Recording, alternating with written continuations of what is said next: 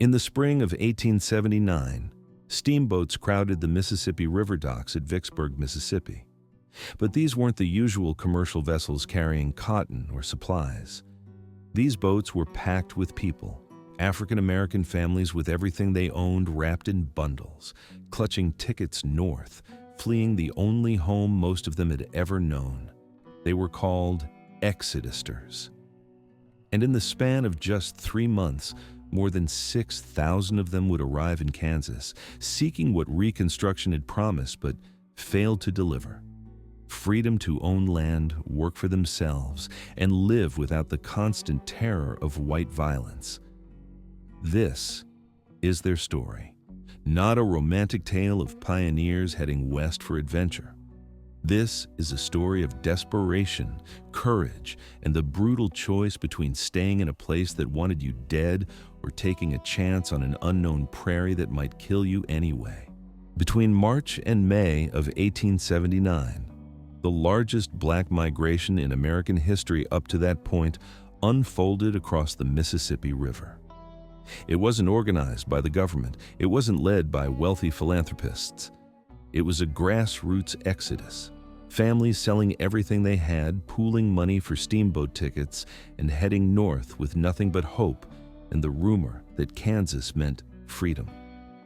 They left behind the cotton fields of Louisiana, Mississippi, and Tennessee. They left behind sharecropping arrangements that kept them perpetually in debt.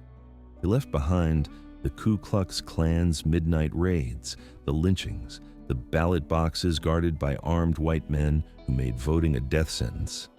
And they headed to Kansas, the state where John Brown had fought and died to end slavery, the state that had entered the Union as free soil, the state that, in the minds of thousands of desperate black families, represented the promised land. But the reality waiting for them in Kansas would be far more complicated than the dream. To understand why thousands of black families abandoned the South in 1879, you have to understand what Reconstruction had become by the late 1870s. After the Civil War ended in 1865, there was a brief window, maybe 12 years, when it seemed like real change might happen. The Freedmen's Bureau helped former slaves negotiate work contracts, build schools, and register to vote. The 14th and 15th Amendments guaranteed citizenship and voting rights. Black men were elected to state legislatures and even Congress. In Louisiana and South Carolina, black voters briefly held political majorities. But by 1877, Reconstruction was dead. Federal troops withdrew from the South as part of the political compromise that resolved the contested 1876 presidential election. Without federal enforcement, the gains of Reconstruction evaporated almost overnight. White supremacist groups like the Ku Klux Klan and the White League used violence to drive black voters from the polls. Black office holders were threatened, beaten, or killed. The courts offered no protection. Judges and sheriffs were often Klan members themselves. Economic conditions were just as brutal. Most former slaves had no land and no capital. They became sharecroppers, renting small plots from white landowners in exchange for a portion of their crops. In theory, sharecropping could allow a family to eventually buy their own land. In practice, it was a trap. The landowner controlled the books. He charged for seeds, tools, fertilizer, food, clothing, all at inflated prices, all on credit. When harvest came, the landowner would calculate what the sharecropper owed.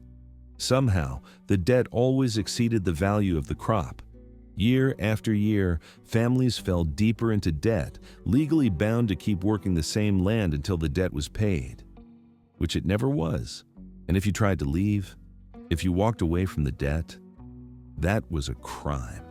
You could be arrested, jailed, and forced back to work under the convict lease system, which was slavery by another name. By the late 1870s, many black families in the Deep South realized the truth. Reconstruction had failed. They were not free. The 13th Amendment had ended slavery in name only. In practice, they were trapped in a system of debt peonage, political disenfranchisement, and constant physical danger. So they made a choice.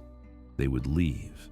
Not to Africa, like earlier colonization movements had proposed, not to the north, where industrial cities offered work, but also brutal discrimination. They would go west to Kansas, where they could farm their own land and build their own communities. The idea spread through churches, through informal networks, through word of mouth. Kansas, free land, safety, a chance to start over. It started as a trickle in late 1878. A few families here and there selling their possessions and heading north. But by March 1879, it became a flood. The catalyst was a man named Benjamin Pap Singleton, a former slave from Tennessee who had been promoting black migration to Kansas since the early 1870s. Singleton printed circulars, thousands of them, advertising land for sale in Kansas. He organized groups, helped families pool resources for travel, and sent agents throughout the South spreading the message, Kansas is the promised land. Singleton wasn't the only leader. Henry Adams, a former Union soldier from Louisiana, founded the Colonization Council in 1877 and collected over 60,000 signatures from black families who wanted to leave the South. John Lewis Waller and Columbus Johnson, both black ministers, organized migration from Louisiana and Mississippi. But the movement grew far beyond any single leader's control. In the spring of 1879, families started leaving by the hundreds, then by the thousands.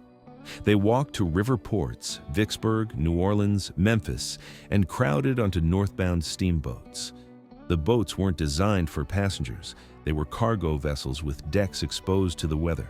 Families huddled together with their bundles, quilts, cooking pots, maybe a tool or two. Children cried from hunger and cold. The elderly struggled to stay warm. The trip from Vicksburg to St. Louis took about a week, depending on the river conditions. Steamboat companies saw an opportunity and raised their prices. A ticket that normally cost $3 jumped to $5, then $7, then $10. Families who couldn't afford tickets worked as deckhands, loading and unloading cargo at every stop just to earn passage north. White authorities in Mississippi and Louisiana tried to stop the exodus. Steamboat captains were threatened. Black families waiting at docks were harassed by police. In some towns, armed white men blocked the roads to the river, demanding to see labor contracts and threatening arrest for anyone trying to leave without paying their debts.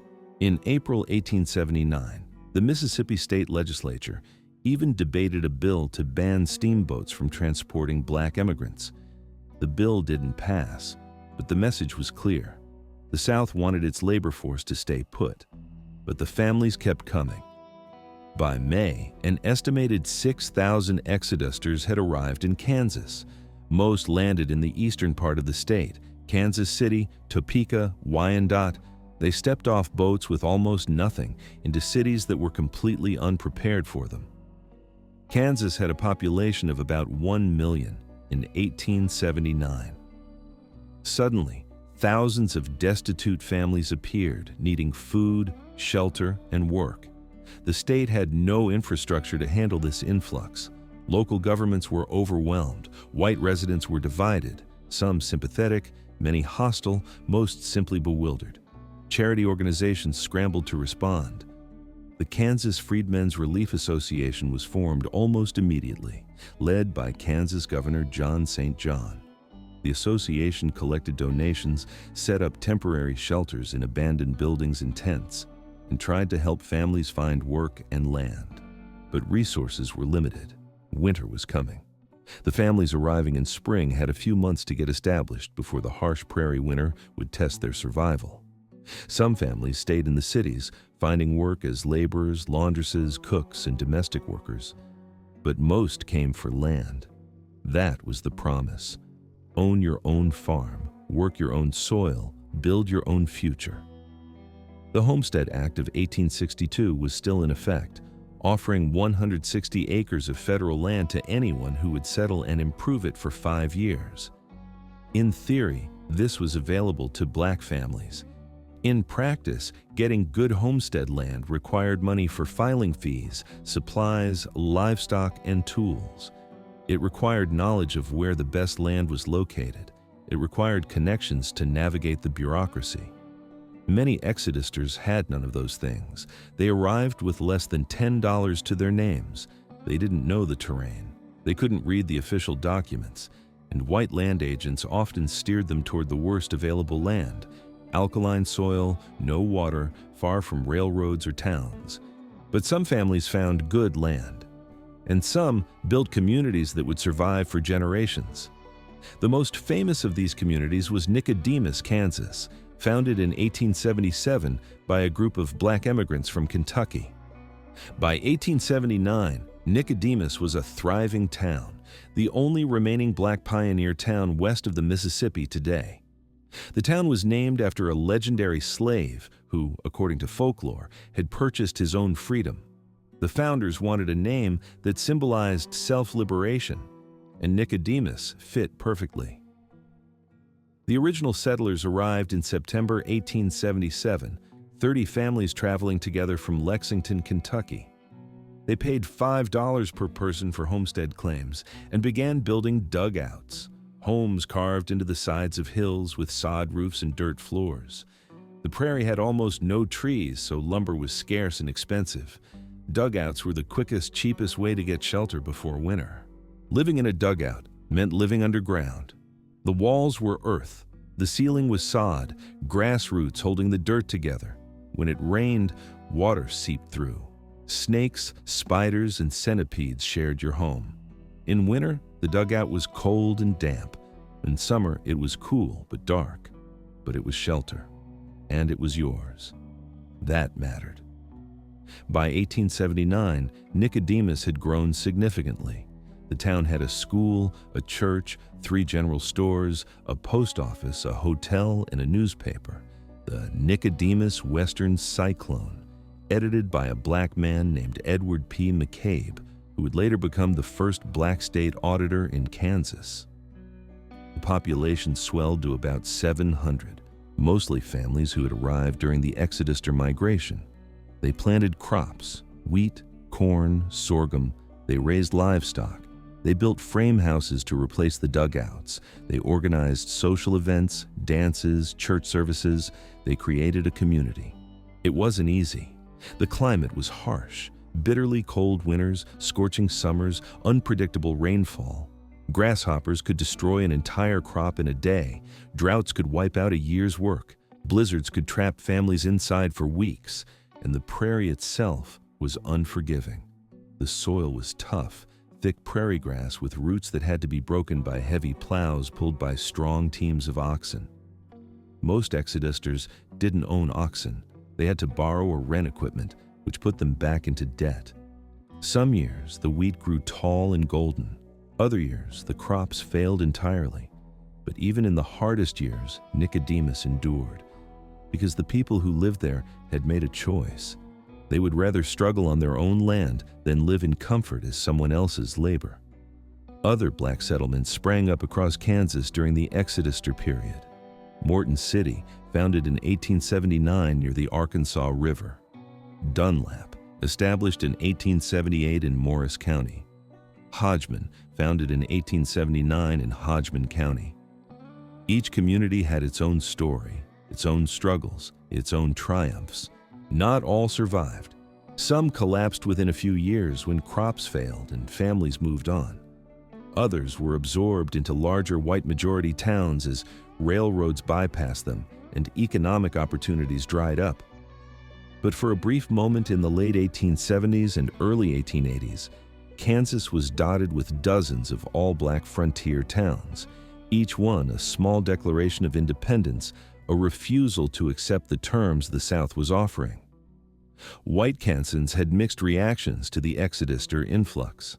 Some genuinely welcomed the migrants, seeing it as Kansas fulfilling its abolitionist legacy. These supporters raised money, donated supplies, and helped families find land. Others were hostile. They saw the Exodusters as a burden, poor, uneducated, likely to become dependent on charity. Newspapers published editorials warning that Kansas couldn't support thousands of destitute families. Local governments worried about the cost of poor relief. Some white residents feared that a large black population would lower property values and change the character of their towns. There was racism, of course. Plenty of white Kansans didn't want black neighbors. They passed local ordinances trying to discourage black settlement. They refused to sell land to black buyers. They made life difficult in 1,000 small ways. But compared to the South, Kansas was paradise. You could walk down the street without fear of being beaten. You could vote without armed men blocking the polls. You could send your children to school. You could own land in your own name. The difference was stark. One Exoduster woman, interviewed years later, said, "I'd rather be a lamppost in Kansas than a free man in Louisiana." By late 1879, the mass migration had slowed. Over 20,000 black immigrants had left the Deep South for Kansas in that single year. The peak was in the spring, those 6,000 arrivals between March and May, but families continued trickling in through the summer and fall. The movement didn't stop because the problems in the South were solved. It stopped because the journey was expensive, the risks were high, and word filtered back from Kansas that conditions there were also difficult. The Promised Land had promise, but it demanded hard work, endurance, and luck. Still, the Exoduster migration changed Kansas permanently. By 1880, Kansas had a black population of over 43,000, up from about 17,000 in 1870. Most of that growth came from the 1879 migration. The legacy of the Exodusters lives on today. Nicodemus, though much smaller now, still exists. It was designated a National Historic Site in 1996, preserving the story of black pioneer life on the Great Plains. Other Exoduster communities are remembered through historical markers, museums, and annual commemorations. Descendants of Exoduster families still live in Kansas, still farmland their great-great-grandparents homesteaded. The Exoduster migration proved something important. Black families didn't need white permission to seek freedom. They didn't need leaders or organizations. When the South became unbearable, they took matters into their own hands. They pooled their money, bought tickets, and left. It was a grassroots movement in the truest sense, ordinary people making an extraordinary choice, not because they were promised success, not because anyone guaranteed it would work, but because staying meant accepting a future of subjugation and terror. And they refused to accept that. The story of the Exodusters is often left out of frontier history. When we think of pioneers heading west, we picture white homesteaders in covered wagons. We don't think of black families on steamboats, fleeing violence, seeking land they could call their own. But that's exactly what they were, pioneers. They broke sod, built homes, planted crops, and established towns. They faced the same brutal climate, the same economic uncertainty, the same isolation that challenged every frontier settler. And they did it while carrying the additional burden of racism. From the South they fled, and too often from the West they hoped would welcome them. Yet they persevered. Not all of them. Not without losses. But enough survived, enough thrived, to prove that freedom was worth the risk. That's the story of the Exodusters, 6,000 people arriving in Kansas in the spring of 1879, fleeing the ruins of Reconstruction, seeking the promise the frontier had always represented. A chance to start over, to own something, to build a future on their own terms. It was a promise half kept. The land was hard. The winters were brutal. The white neighbors weren't always kind, but it was still better than what they left behind. And for many families, that was enough.